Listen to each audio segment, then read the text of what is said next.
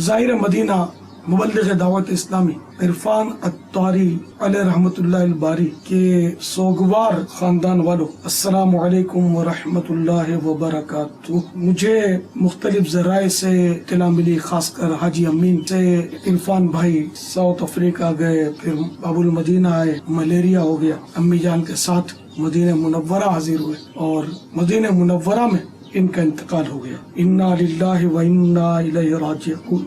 اللہ تبارک و تعالی مرحوم عرفان کو غریق رحمت کرے، ان کی مغفرت فرمائے۔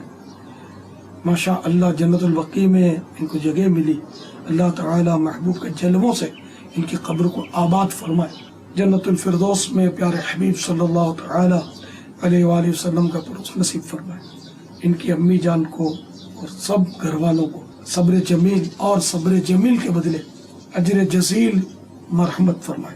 اللہ تبارک و تعالی آپ سب کو صبر دے، صبر کیجئے، ہمت رکھیے۔ تو مرنے والے تو جگہ جگہ مرتے ہی ہیں، وہ طرح طرح سے مرتے ہیں، لیکن یہ خوش نصیب مدینہ منورہ میں انہوں نے ملک الموت کو لبیک کہا، اور یہ نصیب کی بات ہے۔ حدیث پاک میں یہ مضمون کہ تم میں سے جس سے ہو سکے وہ مدینہ میں مرے، کہ جو مدینہ میں مرے گا میں اس کی شفاعت فرماؤں گا، وہاں کی موت اچھی ایمان پر جو ملے۔ تو بہرحال ہمت رکھیے اور ڈھارس ہے آپ کے لیے، اور مرحوم کے لیے خوب ایصال ثواب کیا کریں۔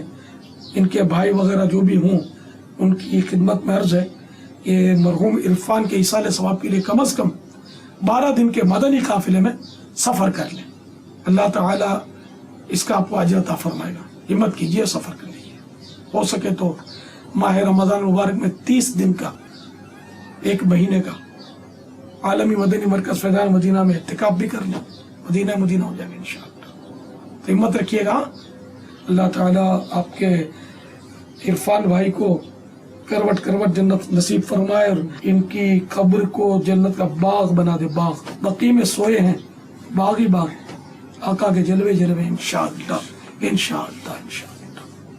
صلو علی الحبیب صلی اللہ تعالی علی محمد۔